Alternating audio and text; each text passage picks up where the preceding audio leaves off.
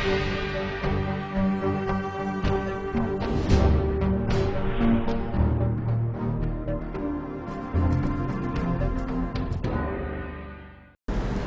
Vindhya times में आपका स्वागत है और आपके साथ मैं श्रेया हाजिर है आज के बुलेटिन की खबरों के साथ। बात करते हैं पहली खबर की।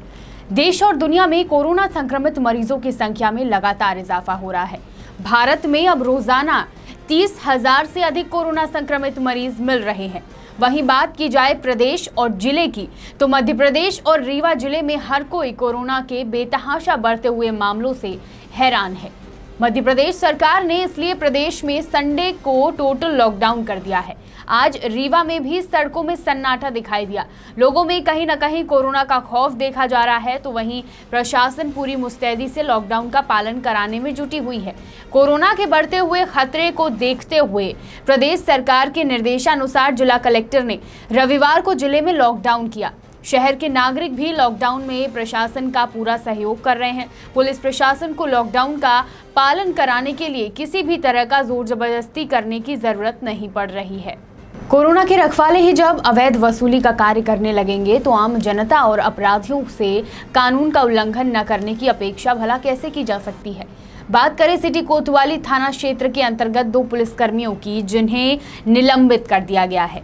दरअसल रीवा में थाना सिटी कोतवाली अंतर्गत 100 डायल के 2 आरक्षकों को एडिशनल एसपी शिव कुमार वर्मा ने निलंबित कर दिया। आरोप है कि रतहरा बाईपास में 100 डायल के आरक्षकों द्वारा अवैध वसूली की जा रही थी, जिसकी शिकायत मिलने पर दोनों आरक्षकों को निलंबित किया गया है। सिटी कोतवाली थाने में पदस्थ आरक्षक दीपेंद्र सिंह परिहार और मनीष पांडे की ड्यूटी 100 डायल में की गई थी।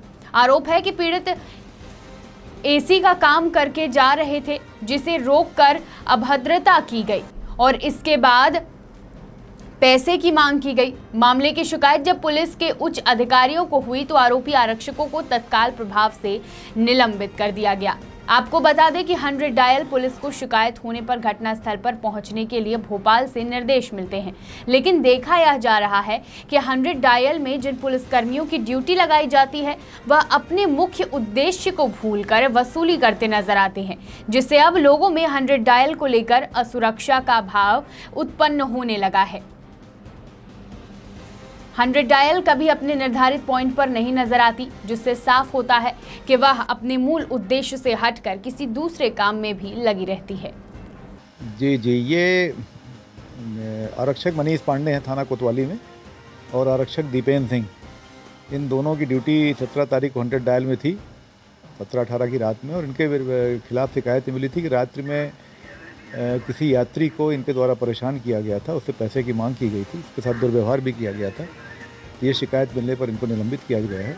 इनके विरुद्ध जो जांच की जाएगी, जांच के बाद जैसा पाया जाएगा वैसी कार्रवाई की जाएगी। समय के साथ आपराधिक घटनाओं में वृद्धि होने लगी है। रीवा भी इसमें पीछे नहीं है। आए दिन हत्या, लूट, चोरी, मारपीट की घटनाओं की शिकायत दर्ज की जाती है। तो वहीं मध्य प्रदेश के सिटी कोतवाली थाना क्षेत्र के तरहटी मोहल्ले में एक बार फिर से चाकूबाजी का मामला सामने आया। मामला रीवा का ही है। पीड़ित के द्वारा सिटी कोतवाली थाने में रिपोर्ट दर्ज करवा दी गई है। घटना की जानकारी में पीड़ित के जानकारी के मुताबिक पीड़ित राजन गुप्ता मोहल्ले की किराना दुकान में सामान लेकर वापस आ रहा था। तभी रास्ते में आरोपियों ने उन्हें गाली देना शुरू कर दिया और साथ ही मारपीट भी करने लगे। बातचीत बढ़ने पर आरोपियों के द्वारा पीड़ित व्यक्ति पर चाकू से हमला किया गया। इसमें राजन गुप्ता को गहरी चोट आई है। वहीं पीड़ित की माने तो आरोपी के द्वारा जान से मारने की धमकी भी दी गई है। पीड़ित को संजय गांधी अस्पताल में भर्ती करवाया गया है। पुलिस मामले की पूरी जांच में जुटी हुई है। रीवा जिले के पनवार थाना क्षेत्र अंतर्गत सुहावल खुर्द गांव के निवासी आजादी के 70 वर्ष बीत जाने के बाद भी मूलभूत सुविधाओं से वंचित हैं। ग्रामीणों को अपने गांव से मुख्य मार्ग तक पहुंचने के लिए बड़ी मुश्किलों का सामना करना पड़ता है। ऐसे में स्कूल में पढ़ने वाले बच्चे व खासकर महिलाओं को ऐसी खस्ता हाल पानी और कीचड़ से भरे मार्ग से होकर गुजरना पड़ता है, लेकिन कार्यवाही के नाम पर कुछ भी नहीं हो रहा। देश को आजाद हुए लगभग 70 वर्ष बीत गए। चुनाव आते ही नेताओं द्वारा बड़े बड़े वादे तो कर दिए जाते हैं, लेकिन चुनाव खत्म होते ही नेताओं के वादे भी खत्म हो जाते हैं और जनता की आस में पानी फिर जाता है। रीवा जिले के कई गांव ऐसे हैं जहां जनप्रतिनिधियों और नेताओं की वादा खिलाफी के किस्से सरेराह दिखाई दिए और लोगों को अपनी समस्याओं से ही दो चार होना पड़ता है। जिले के जवान जनपद क्षेत्र अंतर्गत बदहाली की जिंदगी जी रहे ऐसे ही कुछ ग्रामीण अब भी परेशान हैं, जो अपना दुखड़ा रोने को मजबूर हैं। जवाब जनपद क्षेत्र अंतर्गत सुहावल कला गांव के ग्रामीण सड़क की समस्या से परेशान और उन्हें हर वर्ष की बारिश में खेतों की मेड़ से निकलकर अपनी आवाजाही करनी पड़ती है। इसको लेकर उन्होंने कई बार उच्च स्तरीय शिकायत भी की, परंतु उनके इस समस्या का निदान नहीं हो सका और कीचड़ से सनकर लोग लगातार अपनी आवाजाही कर रहे हैं। ग्रामीणों का कहना है कि सड़क की समस्या से उन्हें खेतों की मेड़ का ही सहारा मिलता है और उसमें भी अगर किसान ने खेत में कटीले तार फंसाए हो तो रास्ता दुर्गम हो जाता है और खतरा भी बढ़ता है। आपको बता दें, जवा जनपद क्षेत्र के दर्जन भर गांवों की हालत इससे भी बदतर है और सड़क की समस्या को लेकर ग्रामीणों को हर रोज एक बड़ी कठिनाइयों का सामना करना पड़ता है। यहाँ समस्या रास्ता को बहुत पहुँच मार्ग की समस्या है। करीब रोड से दूर जाने के लिए रोड पर मेन रोड जाने के लिए हमको कोई रास्ता नहीं है, ना तो डभौरा तरफ से, न तो ये मदरी तरफ से और न तो पनमार खुर्द के तरफ से। जो किसान है वो अपने मेड़े में कटीले तार लगाते हैं फसल बचाने के लिए। वो इतना कठिनाई गुजरती है बरसात में कि जो है हम लोग खुद नहीं पार हो पाते हैं। वो कोई बीमार हो जाए तो उसको चार पाई में लाद करके और वो मेन रोड तक पहुंचाते हैं। ग्राम मनिकाडाड़ का रहने वाला हूँ। मेरे यहाँ से लगभग मेन रोड 4 किलोमीटर दूर पड़ती है। वहाँ के जाने के लिए कोई रास्ता नहीं है। इधर मेरे तरफ स्कूल है, वहाँ कीचड़ बहुत है, घुटने तक। बच्चों के लिए परिजन उनके कंधे पे लाद के ले जाते हैं। मेरे ग्राम में लगभग 20 से 25 लोग सेना में भर्ती हैं, देश की रक्षा कर रहे हैं, लेकिन उनके आने जाने के लिए कोई रास्ता नहीं है। यहाँ पे गर्भवती महिला है, कोई पीड़ित बुजुर्ग है, उनको आने जाने के लिए कोई रास्ता नहीं। स्कूल के लिए है मेन रोड। यहाँ डभौरा आप जाइए, इधर पैदल जाना हो तो जा सकते हैं, लेकिन इधर बारिश के टाइम में कीचड़, इधर आवारा पशु से बचाने के लिए किसान लोग कटीले तार लगाते हैं, जो वो भी अवरुद्ध हो जाता है। नहीं, ये लगातार सूचना आ रही है बारिश के सीज़न पे ग्रामीण सड़क हैं वो बिल्कुल लेना ठीक नहीं है, चलने लायक नहीं है इस प्रकार का। सो मैंने सीओ जिला पंचायत को निर्देशित भी किया है, ऐसे कितने भी सड़क हैं उसका ना लिस्ट बनाया जाए। रोजगार गारंटी योजना के अंतर्गत है ना सुदूर सड़क योजना है, उसमें एस्टिमेशन बनाकर है ना प्रस्तुत करें। अभी भी लास्ट वीक भी हम लोगों ने काफ़ी कुछ सड़कें मतलब सैंक्शन किए हैं, बट ये बारिश का सीज़न में हो रहा है। बट अगले बार हम लोग और योजनाबद्ध तरीके से काम करेंगे। ऐसे कितने भी सड़क हैं बिल्कुल गांव है, मूलभूत सुविधा में नहीं है, उन सड़कों को प्राथमिकता क्रम में रोजगार गारंटी योजना के अंतर्गत सुदूर सड़क योजना के अंतर्गत लेकर है ना कंप्लीट करने के काम करेंगे।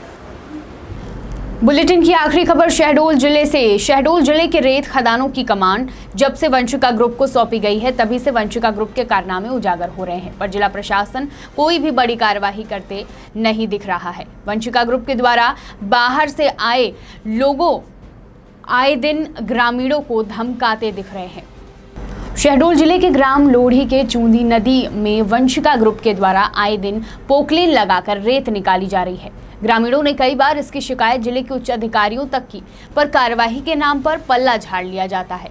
वंशिका ग्रुप बिना स्वीकृत खदानों से रेत की निकासी कर महंगे दामों में रेत को बेचा जा रहा है, पर रेत के महंगे दामों को लेकर जनता ने कई बार प्रशासन के दरवाजे खटखटाए, पर परिणाम कुछ नहीं निकला।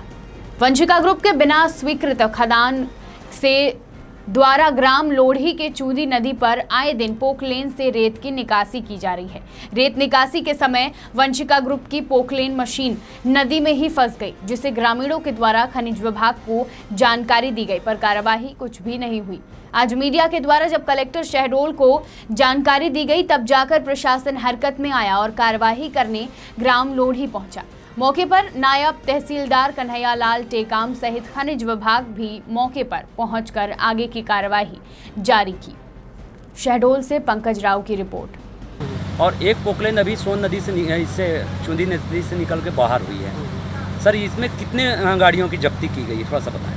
जबकि तो अभी चूँकि मेरे को वरिष्ठ अधिकारियों ने सिर्फ एक गाड़ी का आदेश दिया था कि एक गाड़ी जो नदी में फंसी हुई है ना, आप उस पर जाके देखिए, उस पर कार्रवाई करिए। तो उसी संबंध में कार्रवाई चल रही है। जैसे ही मशीन बाहर निकल जाएगी तो उस पर कार्रवाई की जाएगी और इसमें जांच के आदेश दिए हैं। तो अभी उसमें क्या है कि वरिष्ठ लेवल से इसमें जांच होगी।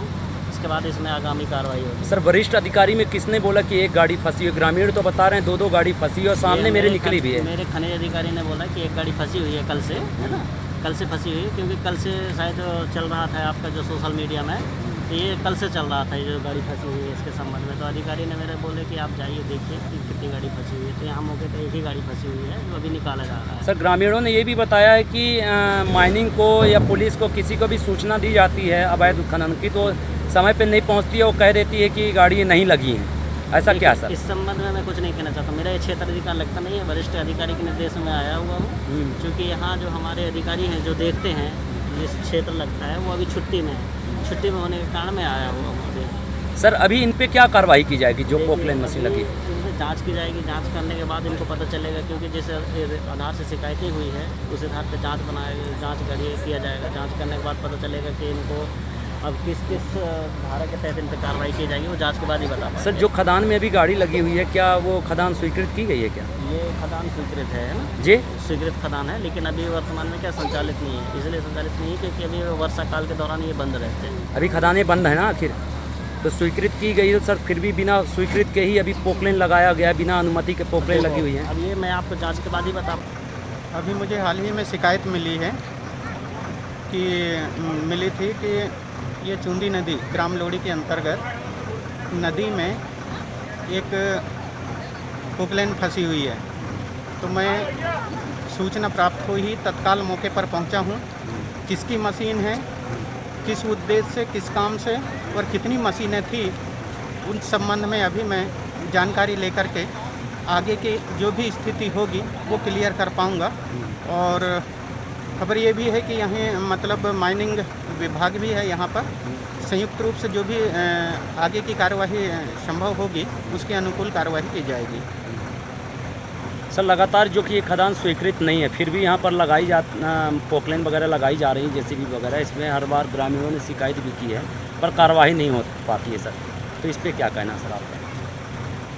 नहीं, अभी तक तो मुझे खबर इस बात की नहीं थी कि यहाँ से मतलब रेत लगातार निकल रही है और यहाँ की खदान नदी से रेत निकालने की ऐसी कोई स्वीकृति या लीज तो नहीं है। फिर भी अगर अवैध रेत यहाँ से उत्खनन होती है तो उसके संबंध में वैधानिक जो भी पकड़ में आएगी कार्रवाई आगे की जाएगी उसके खिलाफ। क्या नाम है सर आपका? हाँ, मैं कन्हैयालाल तेगाम, नायब तहसीलदार गोहपारू। ये कौन सी नदी है? चूंदी नदी में। ये बताइए पोकलेन लगा रहे हैं, मशीनें लगा रहे हैं, इसमें आप लोगों ने विरोध नहीं किया? ये सर तो मान लो कि कोई सुनते नहीं। कोई नहीं सुनता। आज गाड़ियाँ पकड़ाई हैं? हाँ, पकड़े। कितनी गाड़ियाँ पकड़ाई? एक तो निकल गया, एक फंसा है वहाँ। एक गाड़ी निकल गई थी है ना, और एक फंसी हुई है। विंध्य की तमाम खबरों के साथ कल फिर हाजिर होंगे। देखते रहिए विंध्या टाइम्स। बहुत बहुत धन्यवाद।